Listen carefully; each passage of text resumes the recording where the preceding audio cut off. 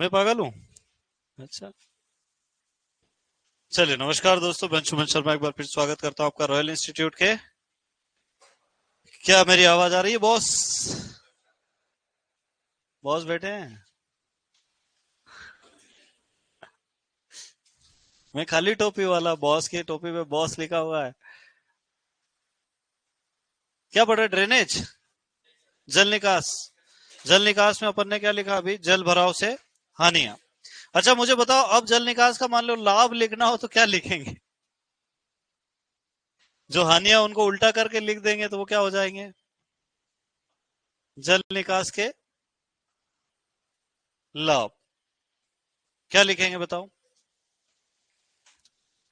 पहला तो अपन लिख सकते हैं मृदा में वायु संचार, मृदा की भौतिक दशा में सुधार होगा।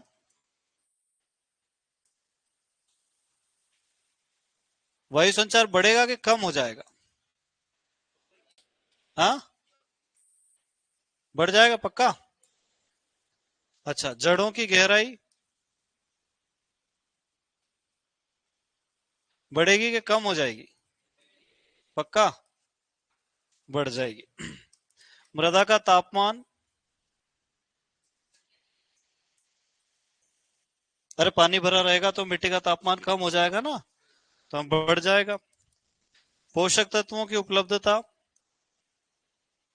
हाँ, बढ़ जाएगी। सूक्ष्म जीवों की संख्या बढ़ जाएंगे। लवणों का निक्षालन,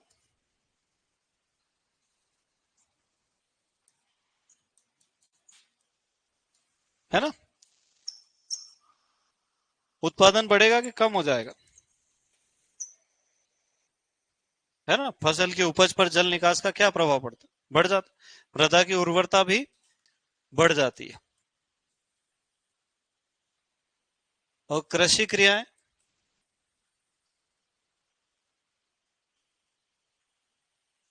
आसान हो जाएगी और फसलें समय पर परिपक्व होगी। पानी भरे रहने से फसलों में देरी होती है ना, फसलें समय से पकेंगी। और क्या हो सकता है बताओ? कॉपर जिंक की उपलब्धता बढ़ने लगेगी, है ना। पानी भरे खेतों में कम हो जाती है ना। चलो, और क्या हो सकता है बताओ? खेत से पानी निकाल दिया, पौधों की वृद्धि बढ़ जाएगी और वृद्धि की दर बढ़ जाएगी ना। और सोचो।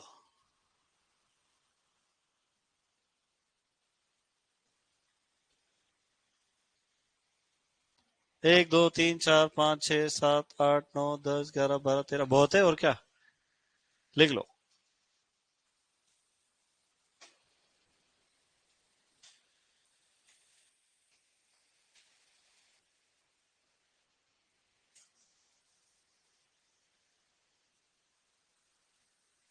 दयाराम जी कह रहे हैं कि सर ये क्या कर रहे हो, एक दिन आते हो एक दिन नहीं आते हो, 2 घंटे की क्लास लेके कोर्स खत्म करके कोर्स पूरा कराओ जल्दी। इनका यूं कहना है कि इन्होंने जितनी फीस भरी है उसमें पूरा रॉयल इंस्टीट्यूट इनका हो चुका है। अब ये जिस टीचर की चाहे उस टीचर की जितनी देर चाहे उतनी देर क्लास ले सकते हैं। ऐसा नहीं है दयाराम जी, है ना।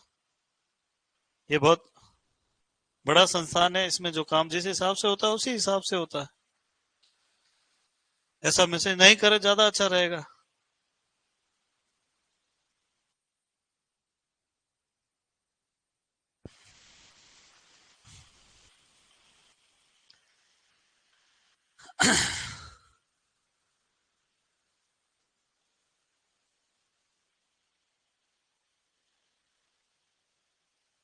उसमें रिकॉर्डेड क्लासेस भी पड़ी होगी दयाराम जी, आपको ज्यादा जल्दी हो तो वो भी देख सकते हैं अपन, है ना। पहले बैच की होगी। हाँ, ऑलरेडी अपन दे देते हैं, एक ही दिन में दे देते हैं बच्चे को, ताकि उसकी जितनी स्पीड हो उतनी स्पीड से पढ़ पाए।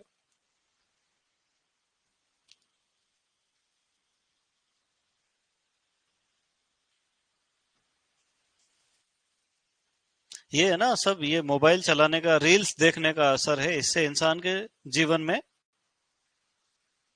धैर्य की कमी हो जाती है। उसको आज ही आम की गुठली लगाना और कल आम चाहिए उसको पके हुए। हाँ, अभी कम होता जा रहा है इंसानों में। पहले आदमी 3 घंटे की मूवी देख लेता था, फिर आधे घंटे का वीडियो देखने लगा। अब रील्स आ गई है, 15 सेकंड भी नहीं देखता किसी से। 6 सेकंड में रील खसका देता है, पूरी रील भी नहीं देखता मालूम, 1 मिनट की, 30 सेकंड। तो साइकोलॉजिकल डिसएडवांटेज, मानसिक रूप से हम लोग जो है कमजोर होते जा रहे हैं, इच्छा शक्ति में कमी आती जा रही। पहले एक आदमी 10वीं में डिसाइड कर लेता था कि मेरे को सब इंस्पेक्टर बनना है, तो 10वीं, 11वीं, 12वीं, फिर बीए 3 साल, 5 साल में वो सब इंस्पेक्टर बन ही जाता था। अब आदमी बीएससी तक तो डिसाइड ही नहीं कर पाता है कि उसको क्या बनना है, क्या नहीं बनना है।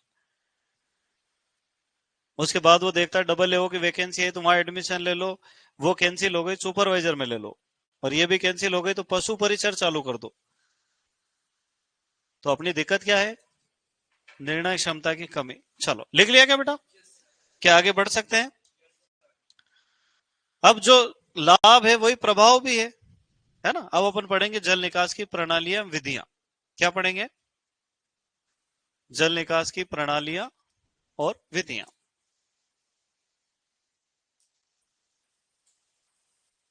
देखो, जल निकास का सबसे ज्यादा काम किसको पड़ता है? जो सड़कें बनाते हैं, पुल बनाते हैं, शहर बनाते हैं, या जो घर की प्लानिंग करते हैं, इंजीनियर्स को काम पड़ता है जल निकास। तो उन्हीं के हिसाब से किताब में भी लिखा हुआ है कि जल निकास की 4 प्रणालियां, कितनी है? 4।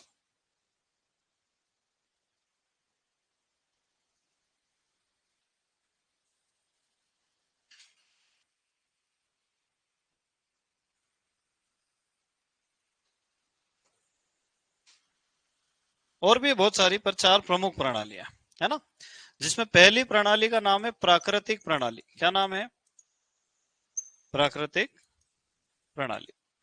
इस विधि में हम किसी भी प्रकार की नालियों का निर्माण नहीं करते। हम सब जानते हैं कि जब भी बारिश होती है, खेत में पानी निकलने का एक प्राकृतिक मार्ग होता है, और उस मार्ग से होते हुए पानी जो है वो खेत से बाहर निकल जाता है। अगर इन नालियों में कुछ रुकावट आ रही तो फावड़े की सहायता से हम क्या करेंगे? उन अवरोधों को दूर कर देंगे। ठीक है। फिर दूसरा होता है हेरिंग बोन प्रणाली। हेरिंग बोन मतलब ऐसे खेत जिनमें ढलान बीच की तरफ होता है, वहां पर खेत के बीचों बीच एक मुख्य जल निकास की नाली बनाई जाती और सहायक नालियों को उसमें लाके जोड़ दिया जाता है। तो ये सिस्टम कैसा दिखता है हमको? रीढ़ की हड्डी के समान कैसा दिखता है? और इसी सिस्टम को हमने क्या नाम दिया है? हेरिंग बोन प्रणाली।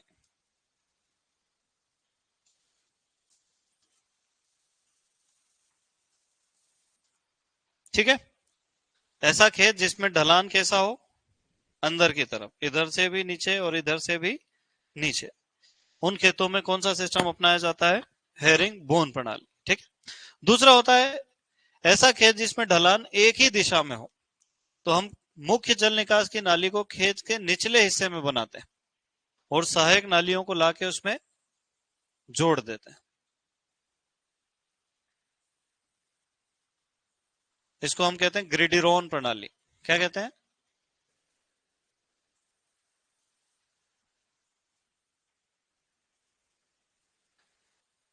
तो बीचों बीच से मुख्य नाली गुजरे तो हेरिंग बोन, खेत के निचले हिस्से गुजरे तो ग्रिडिरोन। अच्छा, किसी नाली का अगर ढलान दोनों तरफ है, आधा खेत इधर जा रहा है, आधा इधर जा रहा है, तो फिर 2 नालियां बनाएंगे, एक इधर और एक इधर।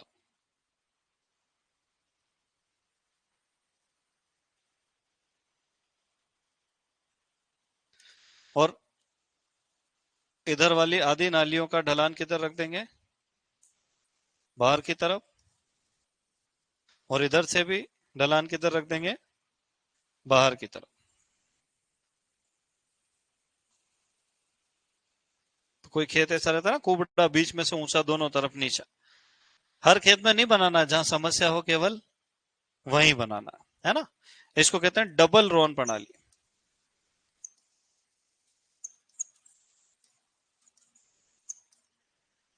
लिख लो। सर आप बताओ, नवंबर में कोर्स स्टार्ट किया था, मैंने तो नवंबर में नहीं किया यार। कब किया था? अभी अप्रैल में किया था। 20 एक लेक्चर हुए होंगे मेरे।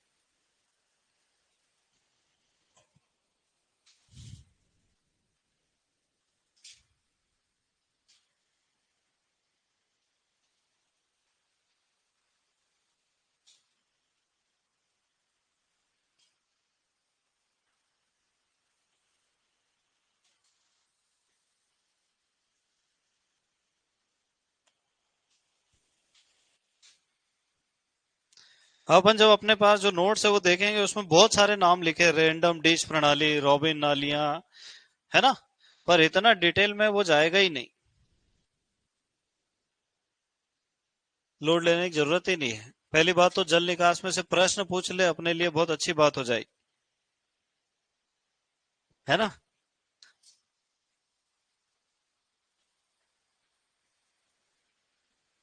अच्छा चलो, आज तुम सुपरवाइजर में से जल निकास के प्रश्न ढूंढ के लाना। ले आओगे? पक्का?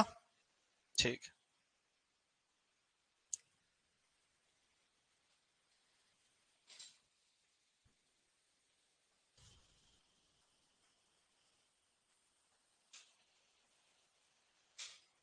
तुम्हारे सिलेबस में पानी उठाने वाले यंत्र है क्या? नहीं है? पक्का पक्का?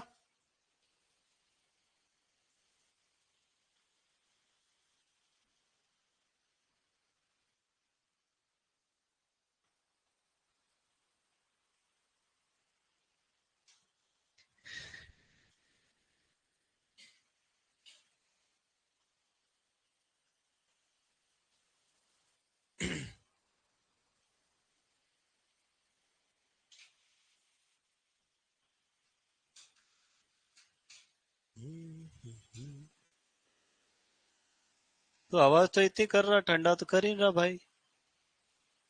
है? मेहनत पूरी कर रहा है। Attack 100%, damage 0%। हवा तो ठंडी दे रहा है। क्या करे बेचारा गर्मी के सामने। अभी अभी चलाया होगा। देखो, 8 1 बजे तक ठंडा कर। चले आगे। क्या और लिखना है? थोड़ा जल्दी बनाए नहीं यार भाई।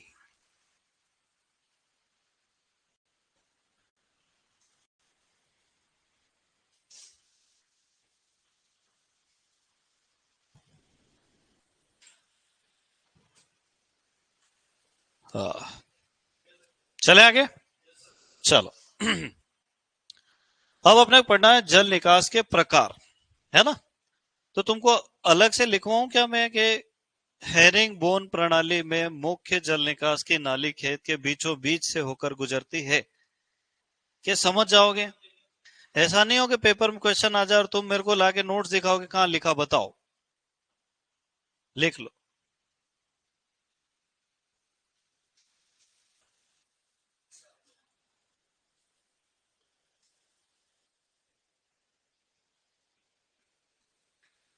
एक बालिका शिकायत कर रही, सर मैंने जो पूछा उसका आंसर आप देना जरूरी नहीं समझ रहे हो। कहा क्या पूछ लिया बेटा इसने? सर मेरा आंसर तो दो, ये कैल्शियम या कॉपर। कहाँ कैल्शियम कहीं लिखा है क्या अपन ने? कहाँ लिखा? ये कॉपर और जिंक है बेटा, है ना? अरे यार वो नाराज हो गई यार, ऐसा थोड़ी है। गुस्सा जल्दी, नई जनरेशन, गर्मी पड़ कितनी रही है। हाँ। वो तो मैं तो एसी में रहता हूँ ना, इसलिए सरकार ने व्यवस्था करी है। चल, चले आगे। गुस्सा नहीं करना बेटा, स्वास्थ्य के लिए हानिकारक है, और शादी के बाद और ज्यादा।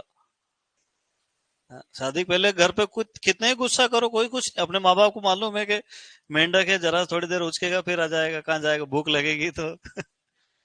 हाँ, पेरेंट्स टेंशन लेते ही नहीं औलादों को। वो कहे ना कि मैं जहर खा के मर जाऊंगा, बोले पहली फुर्सत में निकल, पैसे दूं। समझ रहे हो कि नहीं? उनको मालूम है कि ये बरसाती मेंढक की तरह टर टर करेंगे, फिर जेब में पैसे खत्म, 100-200 रुपए लेके निकलता आदमी घर से, इधर उधर थोड़ा बहुत विमल विमल खाया, 2-4 दिन में ही खत्म हो जाता, फिर वापिस आ जाता, मैं नहीं जाऊंगा। कई बार होता है। तुम भागे कि नहीं घर वर छोड़ के कभी? बहुत बार भाग गए। अरे यार, ऐसा नहीं करना है, अपना घर है। माँ बाप को बोलो तुम जाओ, तुम्हारा हो गया। जूते पड़ जाते हैं। तो वो परिवार जिसमें जूते पड़ते रहे, वो एकता में रहता है। जिसमें सब अपनी अपनी स्वतंत्रता मांगते हैं, वो बिगड़ जाते हैं सबके सब। अरे भारत में मानसिक रोग नाम की कोई चीज होती ही नहीं थी। ये अभी अभी नई बीमारी आई है। और ये एकदम इसका जब ब्लास्ट होएगा ना, सब मामला बहुत गड़बड़ होने वाला है। तुम देख रहे हो ना शहरों में जो लोग, जिनके करोड़ों में पैकेज है, 50 लाख का पैकेज, सुसाइड कर लिया, 60 लाख का पैकेज, सुसाइड कर लिया। आदमी लंदन में नौकरी कर रहा है, भारत आया बेचारा, उसको ड्रम में भर दिया। ये सब क्या है? ये सब उन्हीं चीजों के नतीजे। पहले बड़ा परिवार रहता था, पहले किसी भी आदमी के ऊपर कोई प्रेशर नहीं होता था। अब इंडिविजुअल के ऊपर प्रेशर आ रहा है। इंडिविजुअल मतलब, हाँ, तुम पता नहीं कॉलेज गए कि नहीं गए कभी? गए थे? हाँ।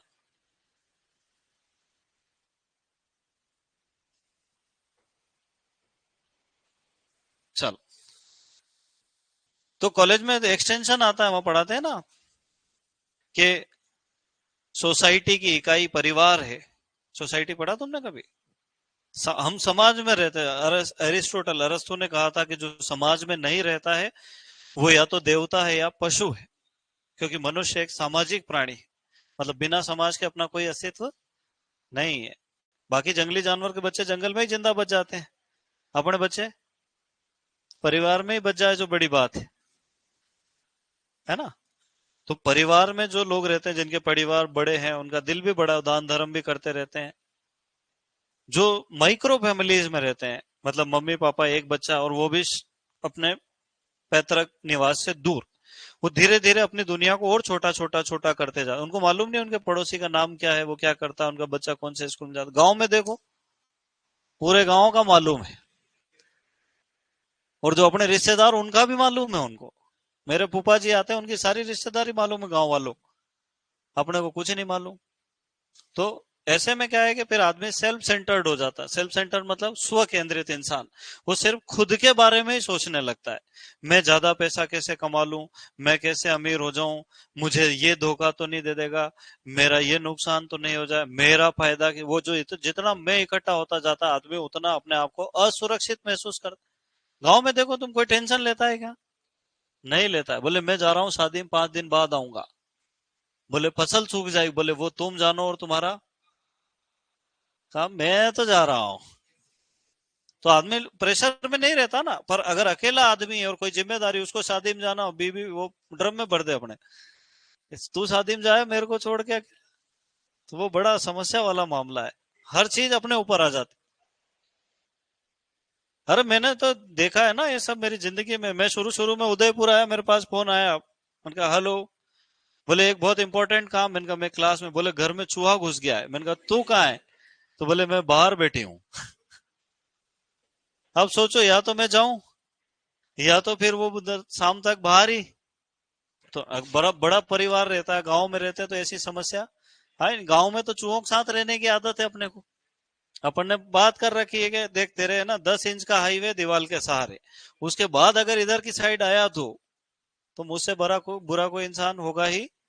तो वो बेचारे दीवार के सहारे सहारे चलते हैं, चूहे तार वार पे चढ़ जाते हैं, उनको अपन कुछ नहीं कहते। छिपकली आ गई, गैस पे बैठी है। अब बताओ, तुम ले लो लेक्चर यहाँ। और ये तो ठीक है, अगर मैं आर्मी में होता तो फिर वहां से क्या गोली दवाई भिजवाता। छिपकली। तो ये बड़ी समस्या है। ये दिखने में छोटी दिखाई देती, चूहे की जगह सांप आ जाए तो और बड़ी हो जाए समस्या। गांव में तो कोई फर्क ही नहीं पड़ता है। किसी को आवाज लगाओ, भैया यार इसको बाहर फेंको, ये रोज आ जाता है। गांव में तो 5-10 लोग आ जाते हैं सांप आते ही। क्या अच्छा तू पाकिस्तानी है, इधर आ। चलो अब चलें आगे। हाँ बस थोड़ी थोड़ी बात करेंगे, थोड़ी थोड़ी पढ़ाई करेंगे। हाँ मुझे पता है तुम सोने लग जाते हो थोड़ी थोड़ी देर में।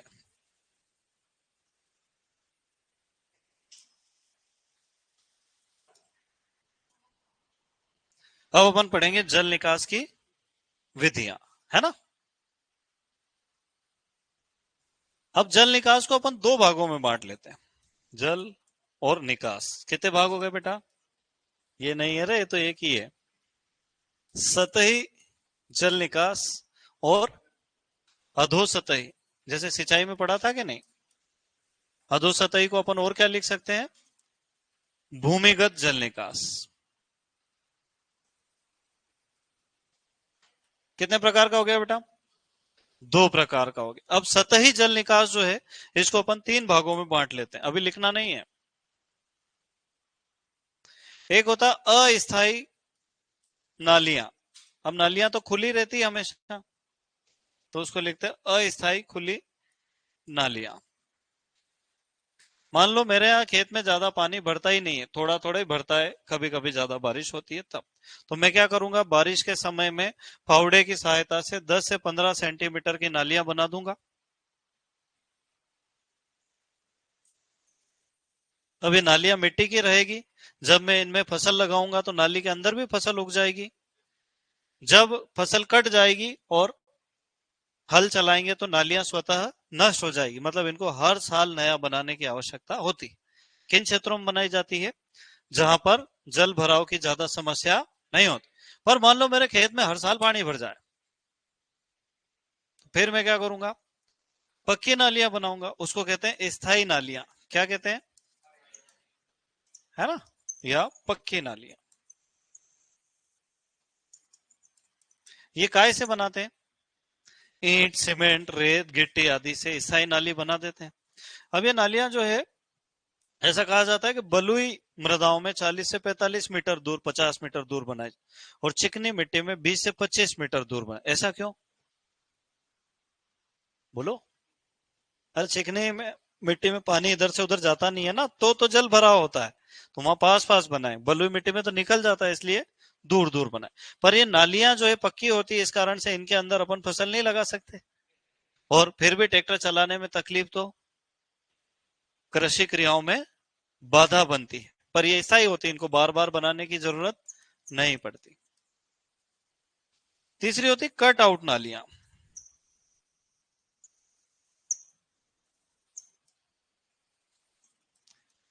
जहां नहरें होती है, वहां नहरों की दीवारों से जो पानी निकलता है उसको रिसाव कहते हैं, और इस रिसाव के कारण आसपास के खेतों में पानी भर जाता है।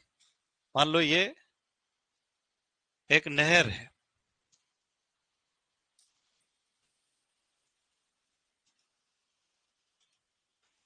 और ये नहर के किनारे एक सड़क भी तो रहती है, पर फिर भी उसके नीचे नीचे से पानी निकल के इधर आ जाता है। अब खेत तो स्विमिंग पूल बन गया, मछली पालन करना शुरू कर देंगे।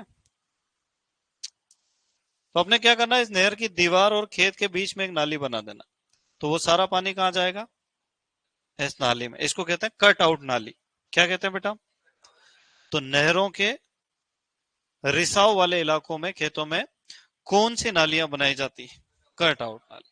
ठीक है। अब अधोसतही जल निकास की अपन बात करते हैं। ये नालियां कहां बनेगी, ये बताओ?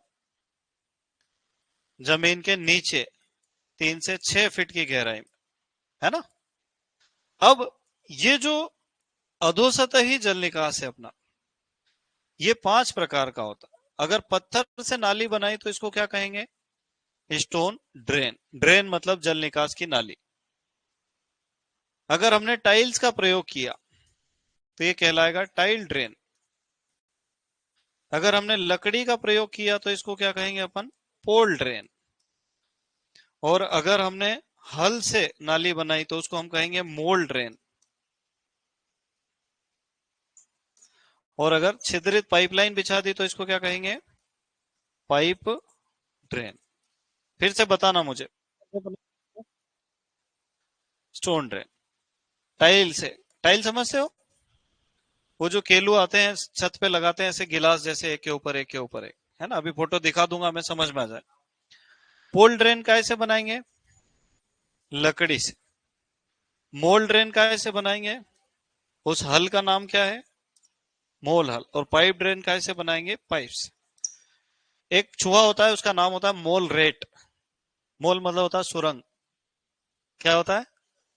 जैसे तुमने देखा जेल में जो कैदी रहते हैं वो दीवार के नीचे से सुरंग खोद के बाहर निकल जाते, वो सुरंग को क्या कहते हैं? मोल। चूहे जो सुरंग बनाते हैं उसको भी क्या कहते हैं? मोल। जो हल सुरंग बनाता है उसको भी क्या कहते हैं? मोल हल। है ना? तो इसलिए इसका नाम रखा मोल। Where is my pen drive? ये कहाँ रह गई यार? कौन से क्लासरूम में रह गई होगी? मैं रोज ही भूल जाता हूँ कहीं कहीं।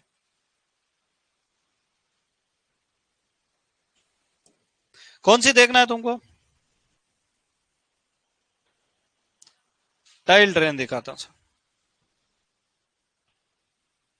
ये दिखा देगा?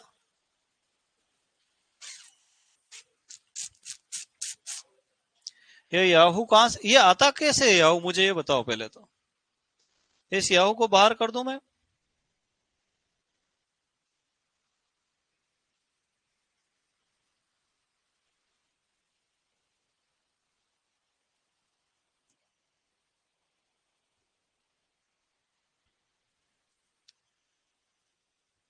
ये देखो, बहुत छोटा फोटो है। फोटो कहाँ गया?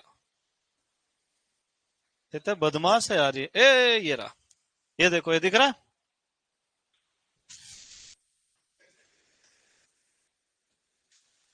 ये दिख रहा है? नीचे सुरंग है। ये केलू जो है इसी को टाइल कहते हैं। क्या कहते हैं बेटा? तो ऐसे बना लेते हैं, इनमें छेद कर देते हैं ऊपर से, और इनको एक के पीछे एक सुरंग बना के लगा देते हैं, और ऊपर से वापस मिट्टी डाल देते हैं। जब ज्यादा बारिश होती है तो पानी इनके अंदर इनसे होता हुआ बाहर आ जाता है खेत से। ठीक है? टेक्नोलॉजी। चलो दूसरा कौन सा? मोल हल देखना है तुमको, है ना?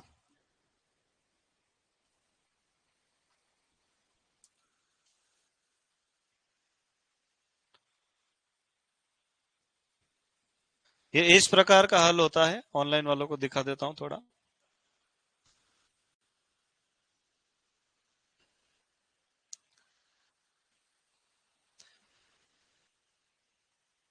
ये तो जमीन काटने वाला कोल्टर है, और ये जो है ये बुलेट है। ये जमीन के नीचे चला जाता है, और जब ये नीचे चला जाता है, कुछ दिखाओगे भैया? ओ भैया, ओ भैया।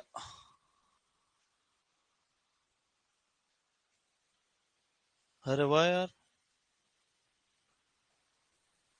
तो सुरंग बना देता है जमीन के नीचे।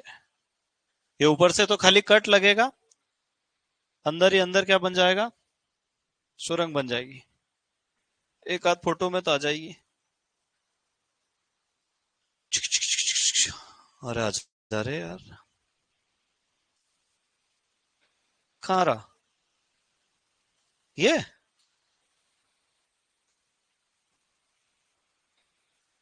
अरे वो सुरंग का फोटो चाहिए अपने को।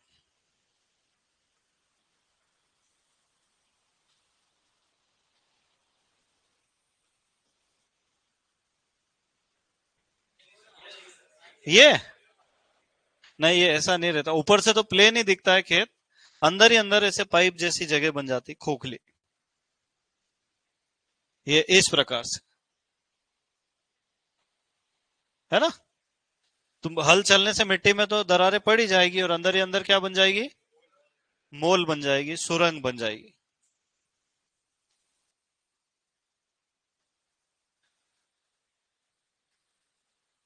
कहाँ गया रे? कहाँ है? बताओ, बाहर फोटो दिख रहा, और खोलो तो फोटो नहीं है, बताओ इनको कहाँ ले जाएंगे आप? दिख रहा?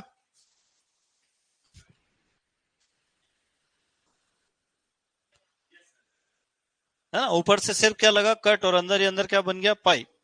अब सोचो 25 बार यूं चला दिया खेत में, 25 बार यूं चला दिया, चूहों के तो मजे आ जाए, उनकी तो प्लानिंग कटी।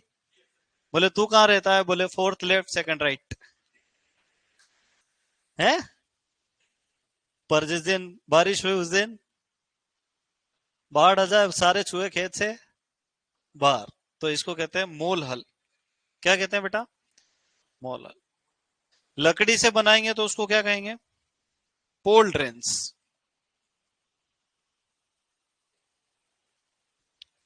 ये देखो बांस की लकड़ियां बिछा बिछा के और इस प्रकार से नालियां बनाते हैं ताकि मिट्टी का कटाव थोड़ा कम हो, है ना। इनको क्या कहते हैं अपन? पोल नालियां। मोल के बाद पोल। चल है। हाँ, ये ऐसे ही बनती है, कोई खास इनमें कोई इंजीनियरिंग और साइंस नहीं है। नालियां खोद देते हैं, बांस के गट्ठर रख देते हैं बीच बीच में ताकि मिट्टी का कटाव नहीं हो, पानी पानी बह के चला जाए। और आखिरी में पाइप ड्रेन। इसको क्या देखना? पाइप ड्रेन को देखना है क्या तुमको? ये देखो, ये शहरों में जो भी जल निकास होता है वो किससे होता है? पाइप से। इसको क्या कहते हैं अपन? Pipe drain. चलो, लिखना है क्या इसको? ऐसा लिखोगे कि बोल बोल के लिखूं? बोल बोल के लिखूं?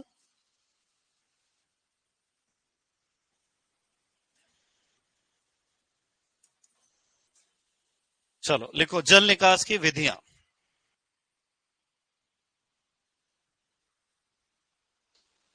जल निकास की विधियां।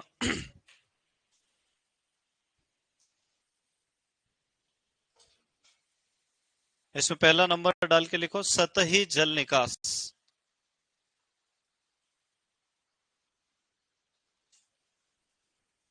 ये दे दो बेटा घनश्याम। सतही जल निकास लिखो। जब अतिरिक्त जल को भूमि की सतह पर से ही बाहर निकाल दिया जाता है।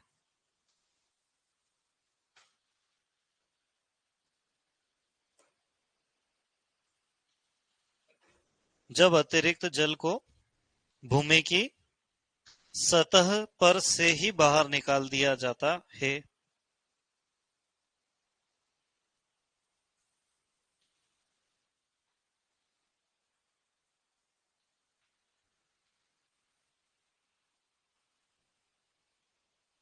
अब लिखो, यह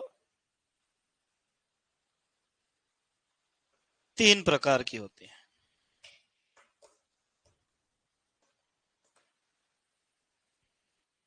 पहली, अस्थाई खुली नालियां।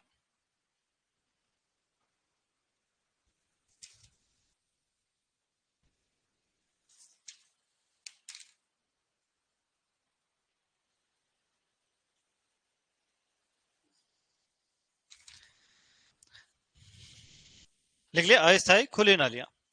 ऐसे स्थान जहां जल भराव की कम समस्या पाई जाती। ऐसे स्थान जहां जल भराव की कम समस्या पाई जाती,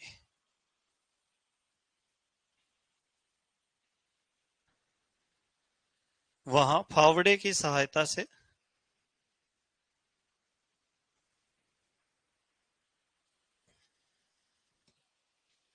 10 से 15 सेंटीमीटर गहरी नालियों का निर्माण, वहां फावड़े की सहायता से 10 से 15 सेंटीमीटर गहरी नालियों का निर्माण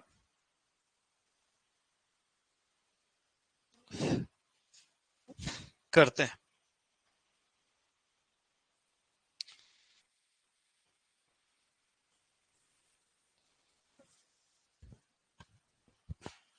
ऐसी नालियां प्रतिवर्ष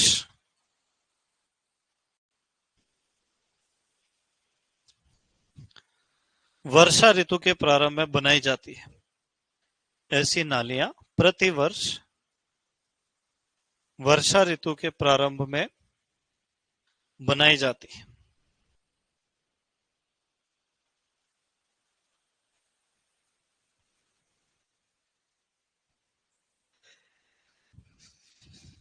फसल के कटाई के बाद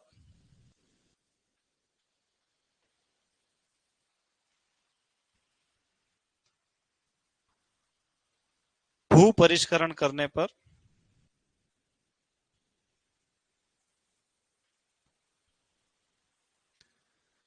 स्वतः ही नष्ट हो जाती है। कटाई के बाद भू परिष्करण करने पर स्वतः ही नष्ट हो जाती है। दूसरा नंबर लिखो।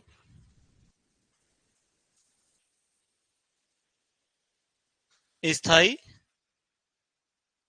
या पक्की खुली नालियां।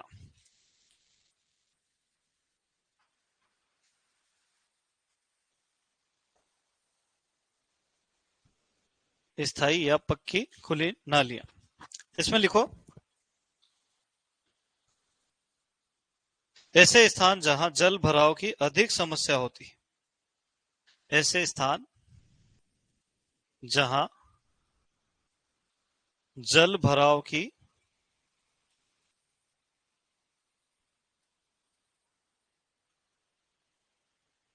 अधिक समस्या होती है। ऐसे स्थान जहां जल भराव की अधिक समस्या होती है वहां पर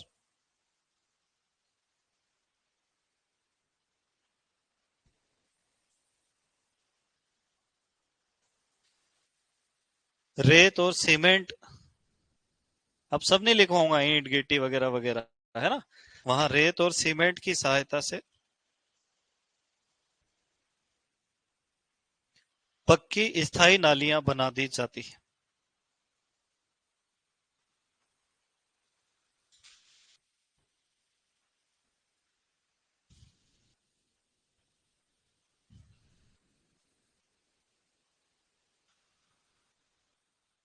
इससे कृषि योग्य क्षेत्रफल कम होता है।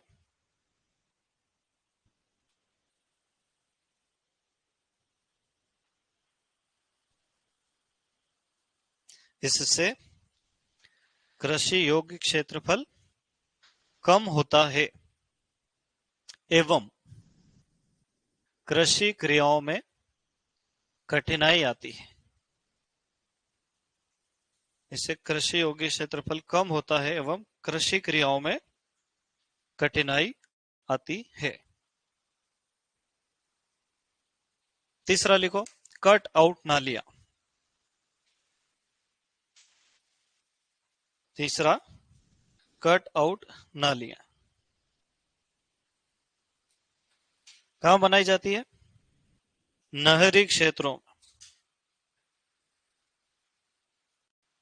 नहर की दीवार एवं खेत के बीच। देखो नहरी क्षेत्रों में नहर की दीवार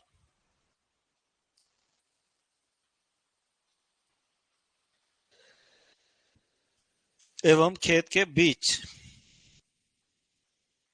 1 मीटर गहरी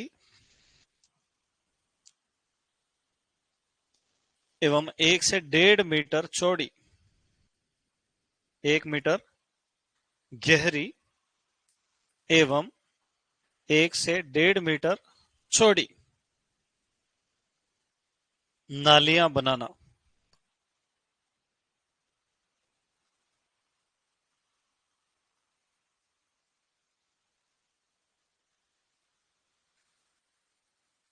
फिर लिखो चौथा नंबर बेंडिंग प्रणाली, या नहीं लिखा है मैंने, वो ये एक्स्ट्रा है। बेंडिंग प्रणाली कोष्टक में लिखो इसमें डेड फरो बनती है, ऐसे ही लिख लो डायरेक्ट, इसमें डेड फरो बनती है। इसमें डेड फरो बनती है, लिख लो अपने, क्या है मैं सब समझा दूंगा, लिखते टाइम डाउट नहीं आना चाहिए। इसमें डेड फरो बनती है, लिख पाओगे तुम बेंडिंग प्रणाली? हाँ, इसमें डेड फरो बनती है। डेड फरो हिंदी में कहते हैं मृत कूड़ का निर्माण होता है। फिर अगला लिखो पांचवा रैंडम फील्ड डिच विधि। रैंडम फील्ड डिच विधि, यहाँ लिख के बताऊं क्या?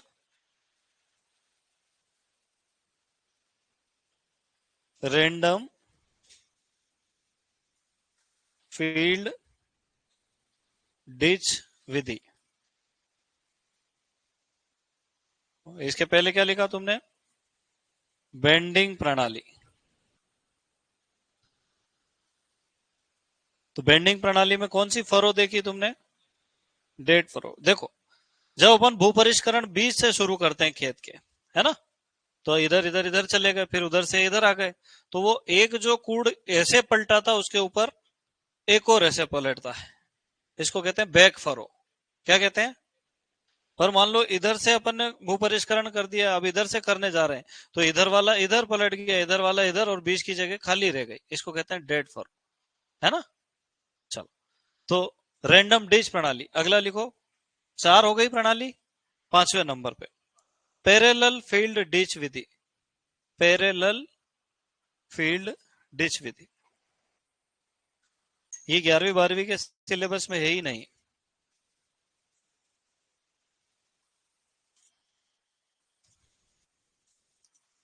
पैरेलल फील्ड डिच विधि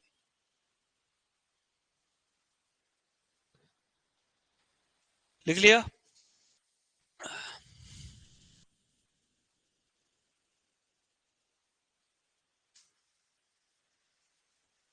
इनमें कुछ नहीं समझना है, सिर्फ जल निकास के नालियां इतना याद रखना है ना। चलो, अब आ जाओ, लिखो अधोसतही जल निकास। क्या लिखोगे? अधोसतही को और क्या कहते हैं हिंदी में अपन? भूमिगत जल निकास, और अंग्रेजी में कहते हैं अंडरग्राउंड या सब सरफेस ड्रेनेज।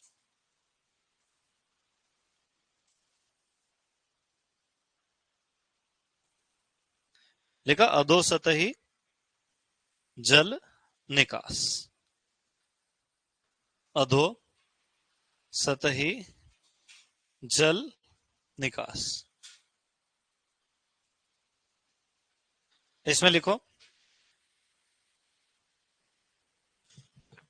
भूमि के 3 से 6 फीट गहराई, भूमि के 3 से 6 फीट गहराई में जल निकास की नालियां बनाना।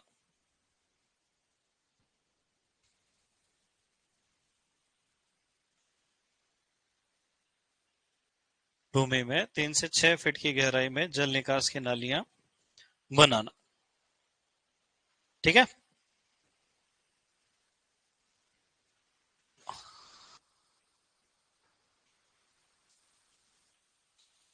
लिखो प्रकार नंबर 1। प्रकार तो हेडिंग हो गई। अब नंबर 1 कौन सा? Stone drain.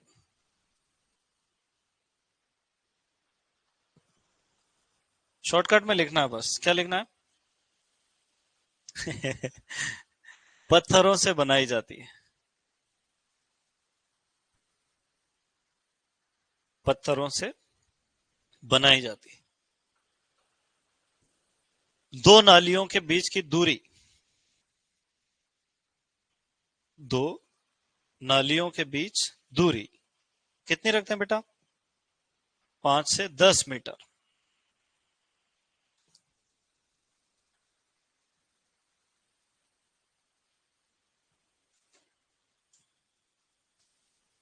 फिर अगली, अच्छा एक एक और रुक जाओ, 1 मिनट। ये जब पत्थरों से अपन नाली बनाते हैं ना, स्टोन ड्रेन, मान लो कोई खेत है, अपन ने उसमें पहले तो 3 से 6 फीट गहरी एक सुरंग बनाई, जैसे नींव खोदते हैं मकान की, उसके अंदर नालियां बनाएंगे जमीन के नीचे। तो यहाँ अगर अपन ने पत्थर जमा दिए,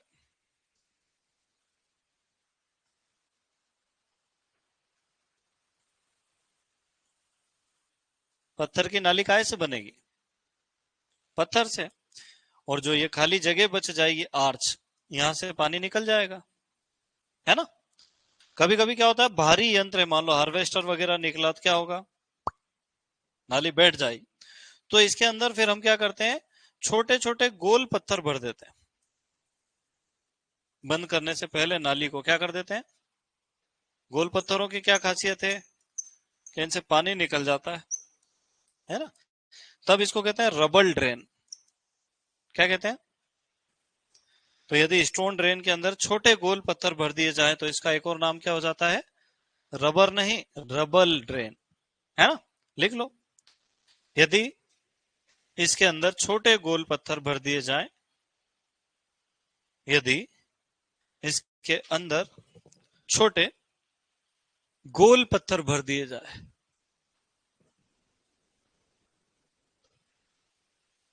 तब इसे रबल ड्रेन कहते हैं। तब इसे रबल ड्रेन कहते हैं।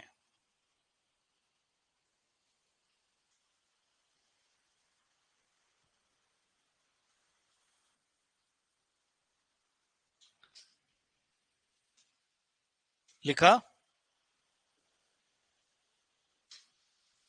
चलो अब अगला कौन सा है अपने पास? Tile drain.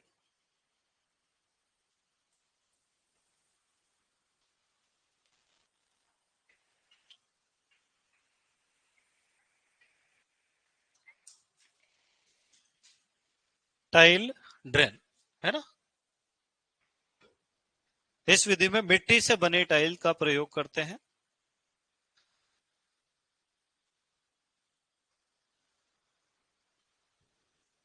इस विधि में मिट्टी से बनी टाइल का प्रयोग करते हैं जो अर्धचंद्राकार,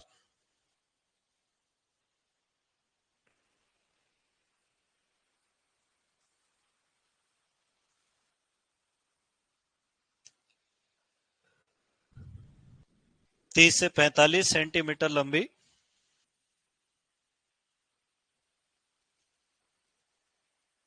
एवं जो अर्धचंद्राकार 30 से 45 सेंटीमीटर लंबी एवं 7 से 10 सेंटीमीटर व्यास की होती है।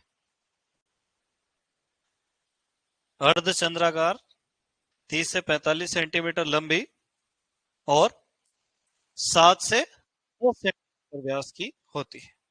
मतलब वो टाइल का साइज कितना है? 1 से 1.5 फीट लंबा और 7 से 10 सेंटीमीटर व्यास। इसलिए लिखा क्योंकि वो गोलाई लिए हुए है ना, चौड़ा होता चौड़ा लिख देते, पर वो गोल चीज है इसलिए उसका व्यास लिखा। दो नालियों के बीच की दूरी 4 से 9 मीटर।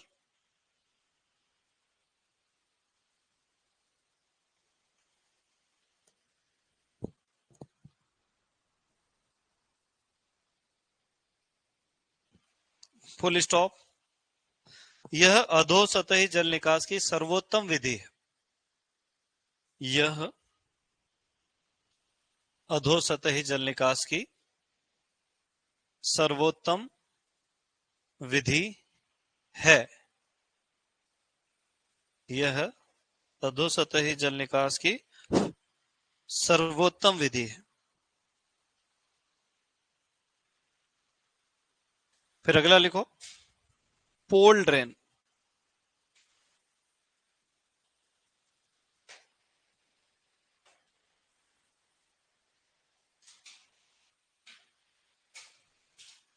यह लकड़ी की अधिकता वाले क्षेत्रों में बनाई जाने वाली नाली है। यह लकड़ी की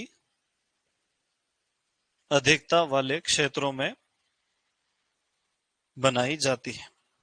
कौन सी लकड़ी का प्रयोग करते हैं ज्यादातर? बांस का, है ना। कोष्टक में लिख लेना बांस।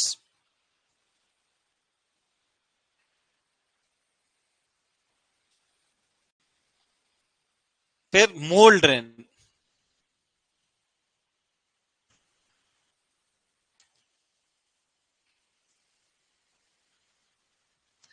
एक विशेष प्रकार के हल,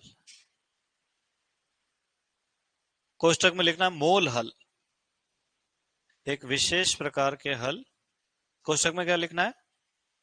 मोल हल द्वारा बनाई जाती है।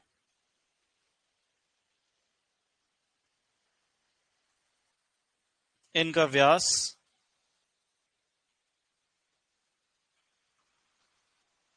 8 से 15 सेंटीमीटर होता है। इनका व्यास 8 से 15, मतलब नाली कितनी बड़ी बनती है? 8 से 15 सेंटीमीटर, है ना। और आखिरी में पाइप ड्रेन।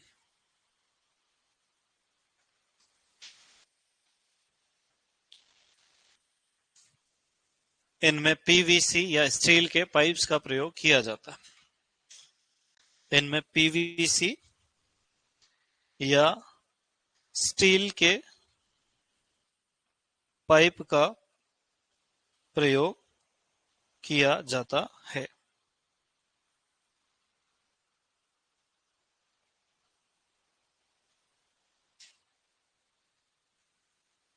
ठीक है, अब अगला,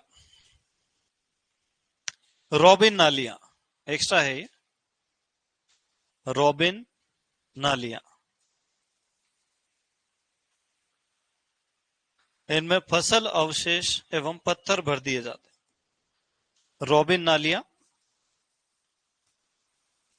इनमें फसल अवशेष या पत्थर भर दिए जाते हैं।